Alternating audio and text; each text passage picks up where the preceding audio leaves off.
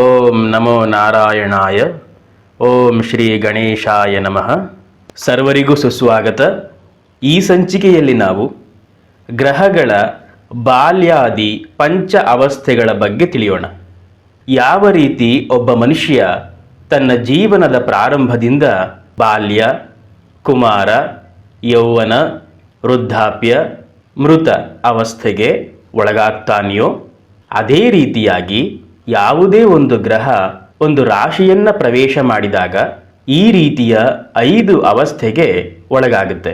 ಹಾಗಾದರೆ ಗ್ರಹಗಳು ಯಾವ ರಾಶಿಯಲ್ಲಿ, ಯಾವ ಸಮಯದಲ್ಲಿ, ಯಾವ ಅವಸ್ಥೆಯಲ್ಲಿ ಇರುತ್ತೆ ಅನ್ನೋದನ್ನು ಈಗ ನಾವು ತಿಳ್ಕೊಳ್ಳೋಣ. ನಮ್ಮ ರಾಶಿ ಚಕ್ರದ 12 ರಾಶಿಗಳನ್ನು ವಿಷಮ ರಾಶಿ ಹಾಗೂ ಸಮರಾಶಿ ಹೀಗೆ 2 ಸಂಜ್ಞೆಗಳಲ್ಲಿ ವಿಭಾಗ ಮಾಡಲಾಗಿರುತ್ತೆ. ಮೇಷರಾಶಿ, ಮಿಥುನ ರಾಶಿ, ಸಿಂಹ ರಾಶಿ, ತುಲಾ ರಾಶಿ, ಧನಸ್ಸು ರಾಶಿ ಹಾಗೂ ಕುಂಭ ರಾಶಿ ಇವು ವಿಷಮ ರಾಶಿಗಳು. ವೃಷಭ ರಾಶಿ, ಕಟಕ ರಾಶಿ, ಕನ್ಯಾ ರಾಶಿ, ವೃಶ್ಚಿಕ ರಾಶಿ, ಮಕರ ರಾಶಿ ಹಾಗೂ ಮೀನ ರಾಶಿ ಇವು ಸಮರಾಶಿಗಳು.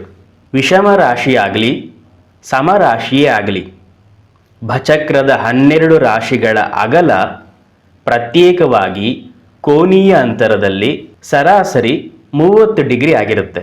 ಯಾವುದೇ ಒಂದು ಗ್ರಹ ವಿಷಮ ರಾಶಿಯಲ್ಲಿ ಸಂಚರಿಸುವಾಗ 0 ಡಿಗ್ರಿಯಿಂದ 6 ಡಿಗ್ರಿಯವರೆಗೆ ಬಾಲ್ಯ ಅವಸ್ಥೆಯಲ್ಲಿ, 6 ಡಿಗ್ರಿಯಿಂದ 12 ಡಿಗ್ರಿಗಳವರೆಗೆ ಕುಮಾರ ಅವಸ್ಥೆಯಲ್ಲಿ, 12 ಡಿಗ್ರಿಯಿಂದ 18 ಡಿಗ್ರಿಗಳವರೆಗೆ ಯುವ ಅವಸ್ಥೆಯಲ್ಲಿ, 18 ಡಿಗ್ರಿಯಿಂದ 24 ಡಿಗ್ರಿಗಳವರೆಗೆ ವೃದ್ಧ ಅವಸ್ಥೆಯಲ್ಲಿ, 24 ಡಿಗ್ರಿಯಿಂದ 30 ಡಿಗ್ರಿಗಳವರೆಗೆ ಮೃತ ಅವಸ್ಥೆಯಲ್ಲಿ ಇರುತ್ತೆ. ಆದರೆ ಅದೇ ಗ್ರಹ ಸಮರಾಶಿಯಲ್ಲಿ ಸಂಚರಿಸುವಾಗ ಇದಕ್ಕೆ ವಿಪರೀತವಾದ ಅವಸ್ಥೆಯಲ್ಲಿ ಇರುತ್ತೆ.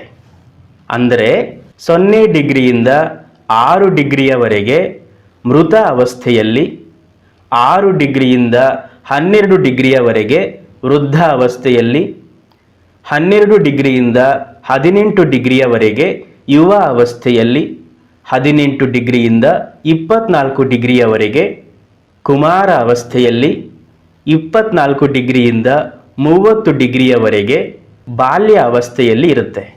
ಯಾವುದೇ ಒಂದು ಗ್ರಹ ಬಾಲ್ಯ ಅವಸ್ಥೆಯಲ್ಲಿದ್ದಾಗ ತಾನು ಕೊಡುವಂತಹ ಫಲಗಳಲ್ಲಿ 4ನೇ 1 ಭಾಗದಷ್ಟು ಫಲವನ್ನು ಮಾತ್ರ ಕೊಡುತ್ತೆ. ಯಾವುದೇ ಒಂದು ಗ್ರಹ ಕುಮಾರ ಅವಸ್ಥೆಯಲ್ಲಿದ್ದಾಗ ಅರ್ಧದಷ್ಟು ಫಲಗಳನ್ನು ಕೊಡುತ್ತೆ. ಯುವ ಅವಸ್ಥೆಯಲ್ಲಿದ್ದಾಗ ಪೂರ್ಣ ಫಲವನ್ನು ಕೊಡುತ್ತೆ. ವೃದ್ಧ ಅವಸ್ಥೆಯಲ್ಲಿರುವಂತಹ ಗ್ರಹಕ್ಕೆ ತನ್ನ ಫಲಗಳನ್ನು ಕೊಡುವಂತಹ ಸಾಮರ್ಥ್ಯ ಬಹಳ ಕಡಿಮೆ ಇರುತ್ತೆ. ಮೃತ ಅವಸ್ಥೆಯಲ್ಲಿರುವ ಗ್ರಹಕ್ಕೆ ಫಲಗಳನ್ನು ಕೊಡುವಂತಹ ಸಾಮರ್ಥ್ಯ ಇರೋದಿಲ್ಲ. ಇದು ಗ್ರಹಗಳ ಬಾಲ್ಯಾದಿ ಪಂಚ ಅವಸ್ಥೆಗಳ ಬಗ್ಗೆ ಹಾಗೂ ಆಯಾ ಅವಸ್ಥೆಯಲ್ಲಿರುವ ಗ್ರಹಗಳ ಫಲ ಕೊಡುವ ಸಾಮರ್ಥ್ಯದ ಬಗ್ಗೆ ಒಂದು ಸಣ್ಣ ಪರಿಚಯ. ಕೃಷ್ಣಾರ್ಪಣಂ.